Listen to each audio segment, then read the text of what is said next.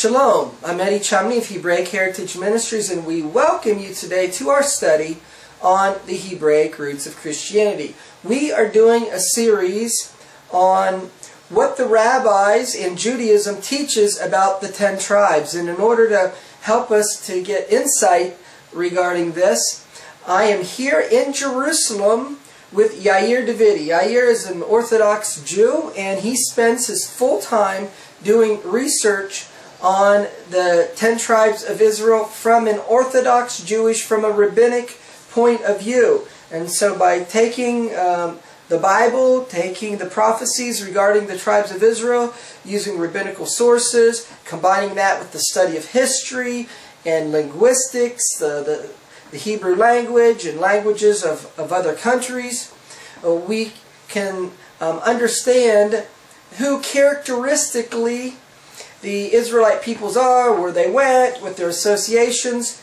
to understand ultimately the prophecy regarding them that they would return in the end of days. So Yair is the founder of an organization or a ministry known as Brit Am. Brit Am means in Hebrew covenant of the people, and he has his research at a website, britam.org. He's written a number of books on the subject that details a lot of the things that we are going through and sharing on the program with you. And so what we've been doing the last several programs, and what we're going to continue to do in this program, is look at biblical characteristics of the tribes of Israel, what was prophesied regarding them, and see specifically how these prophecies is related to the 10 tribes and the application to countries and peoples of the world where we can have this connection or association. And so we're going to continue looking at these things.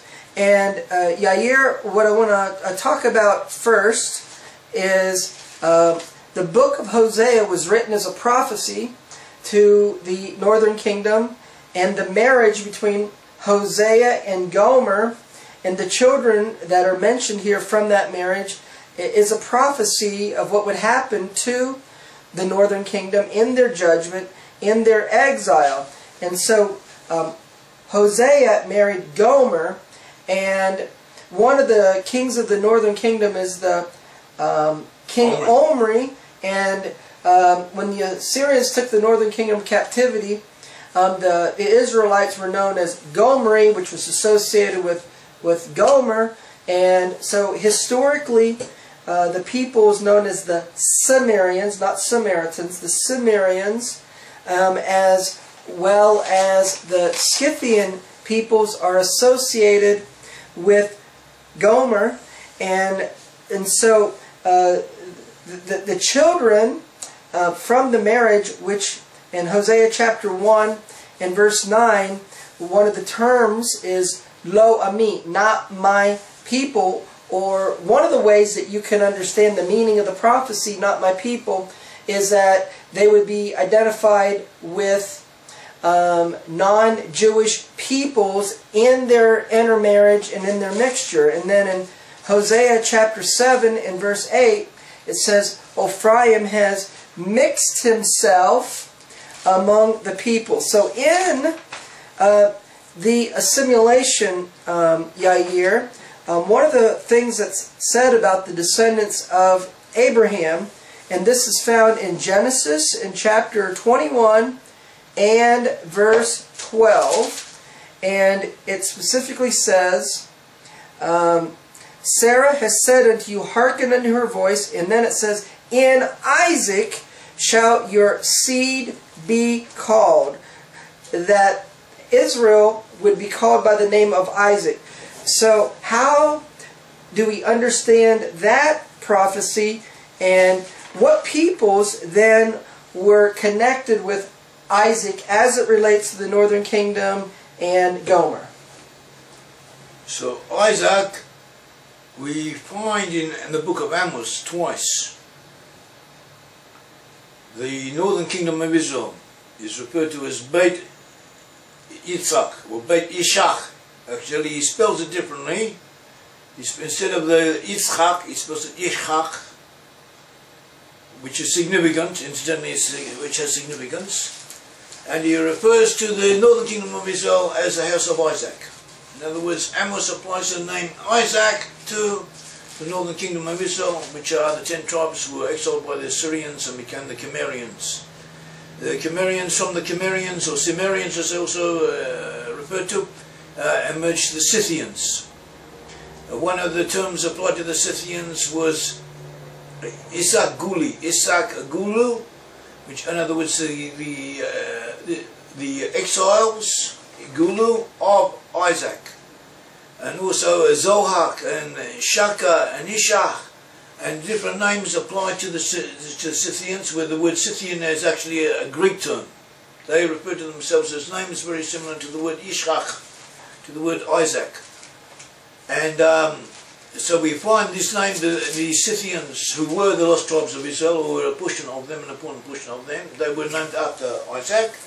And this, indirectly, is where the word Saxon came from, Anglo-Saxon, with the Angles and the Saxons were the peoples who invaded England and established the Kingdom of England, and they had received their name from Saka, or Sakason, which is another form of this word Saka, which in Greek translation meant the Scythian. So we see that they were named after Isaac. And you just touched on this a little bit, but what's the association with the term Isaac to the Anglo-Saxons, for example? Could you elaborate on that a little bit? No, so the Anglo-Saxons were named after Isaac, indirectly. The name Saxon evolved. It comes from the term Saxon. Also, the principle of naming Isaac, will your son say, because that can maybe also understood to mean your essence, what you are will come to fruition, will give an expression through Isaac. In other words, Abraham had 2 sons, Isaac and Ishmael. Ishmael was not to inherit the blessings from Abraham, who was blessed separately, he had a separate blessing, but as far as the divine covenant is concerned, he was set aside. And everything that all of the covenantal promises that have been promised to Abraham were to devolve, were to find expression through Isaac. And Isaac was to pass them on to Israel. To Jacob was afterwards named Israel, and Israel passed them on to his 12 sons. It says all the 12 sons of Israel were blessed. But Jacob gave a special blessing to the sons of Joseph, and he said, the blessing that I bless you, he said unto Joseph in his last blessing, he said unto Joseph, may the blessing that I blessed you be greater than many-fold over than the blessing that on my father that I inherited from my fathers. In other words, Joseph, not only did Joseph receive the blessing of Abraham and Isaac, but he received an increased portion of it. So the prophecy is not only would the northern kingdom be intermingled with the nations of the world, lose their identity about who they were, although Amos says that God will know in Amos 9:9 exactly who they are, and you mentioned as a sieve that would be sifted as a sieve. Yeah, and not a kernel would be lost. And then in Amos, he refers to them as the house of Isaac. Yes. And so now you've described about the prophecy, and Isaac shall your seed be called. But in doing this, in fulfilling these things, there's also a prophecy that that the 10 tribes in their exile would not be known to Judah. Judah would lose the understanding of who the 10 tribes are in their assimilation, in their exile. Is that correct? Yes, we find this several times, especially if you look at Isaiah, at the end of Isaiah 49, it describes the reaction of Judah when he sees the lost 10 tribes coming back and re-identifying themselves as Israelites.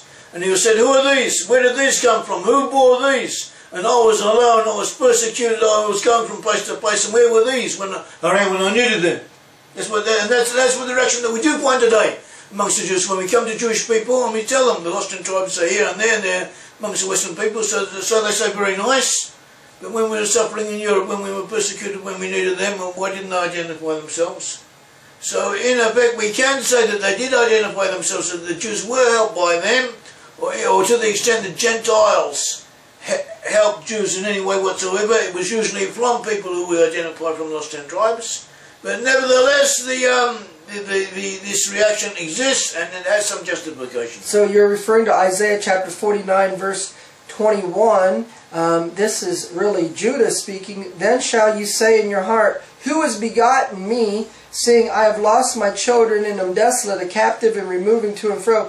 Who has brought up these? Behold, I was left alone. I was left alone. These, where have they been? The Zohar, and also Midrash combined with Midrash Tanchuma, as we have explained in our book Ephraim, it says especially that this is referring to those 10 tribes. So the return of the lost 10 tribes and how Judah will react when he sees the lost 10 tribes coming back. And then it says in verse 22, it says, I will lift up my hand to the Gentiles and set up a standard of the people, and I will bring your sons in their arms, and their daughters shall be carried upon their shoulders. So can we understand that the 10 tribes, Joseph would have a role in bringing Judah back to the land, even though Judah may not have recognized and known who they were, because in the history of Israel, we see how Australia and England and the United States and the peoples from those countries had a role to play creating the state of Israel. Creating the state of Israel. So can we have an application of those verses in that way?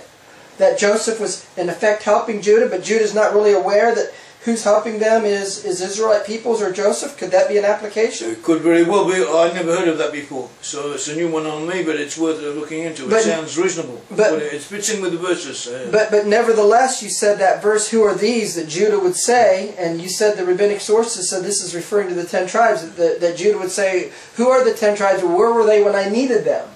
Right? So the other thing we need to understand about the 10 tribes in Judah is that they would be separate from each other.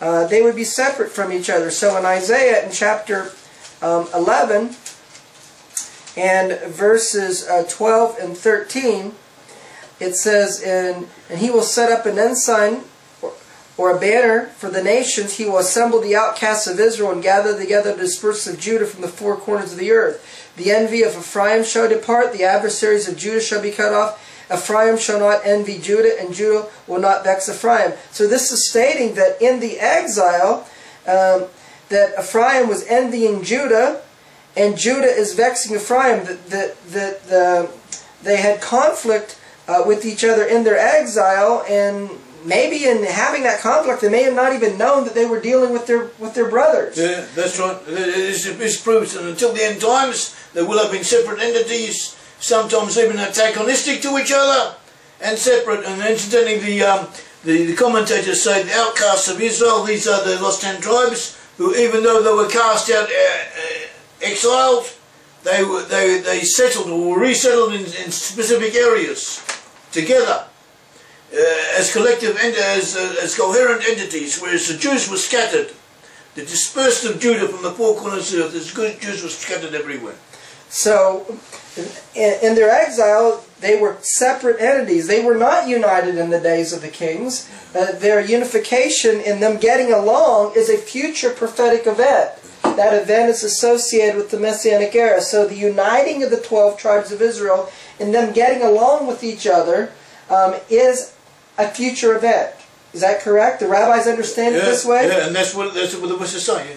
Yeah. Okay. So next we're going to look at and examine is in Genesis in chapter 27. Genesis chapter 27 and verse 29, where it states the following. This is the blessing that Jacob is getting. It says, let people serve you and nations bow down to you. Be Lord over your brethren. And so it says, let people serve you and nations bow down to you. So how do we understand the meaning of this and the fulfillment of it?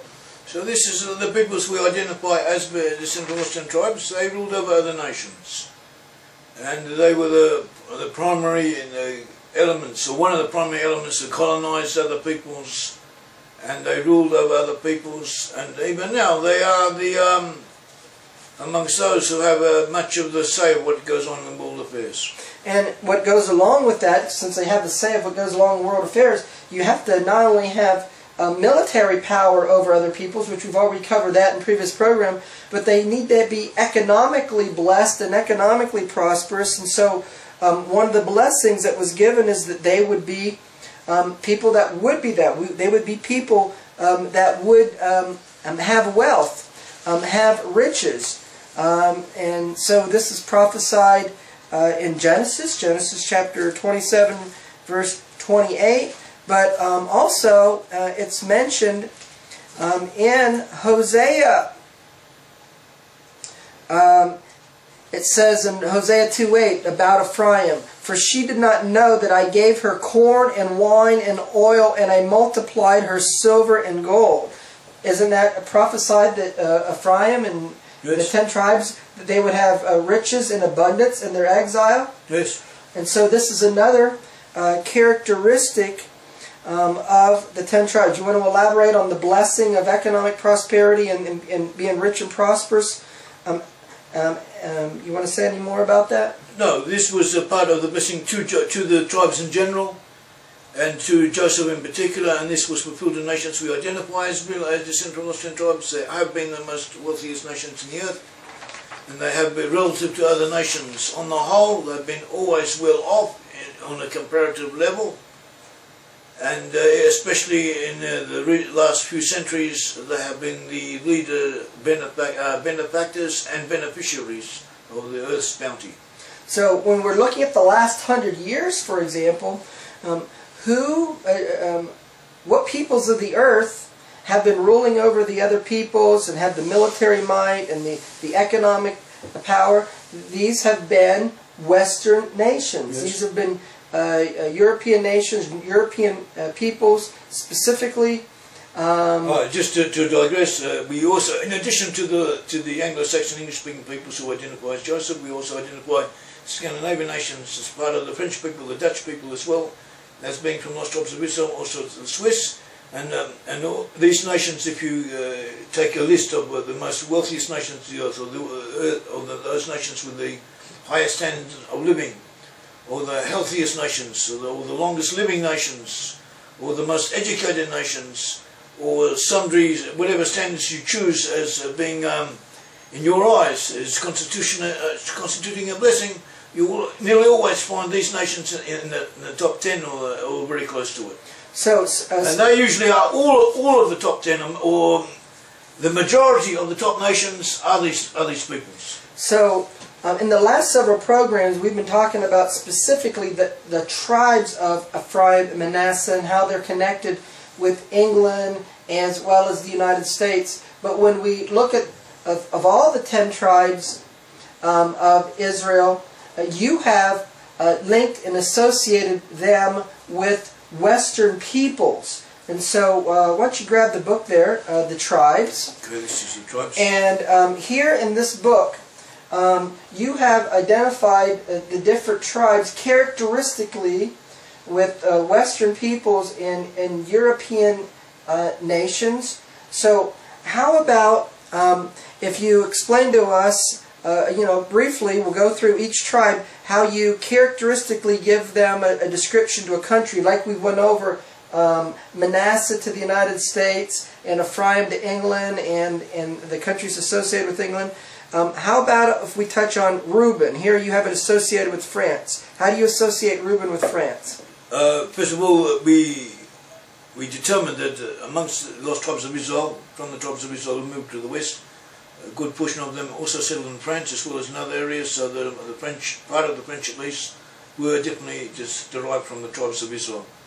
And amongst their national symbols and their the names of tribes that settled amongst them remind us of Reuben. For instance, we had the Ribuari Franks, who created the nation of France. Ribuari is Aramaic or Hebrew Aramaic way of saying Reuben. And we had the Kami or Hanok and different sons, Hetzron, the sons of Reuben, similar to clans who were important in the history of France. The symbol of Reuben is a rising sun.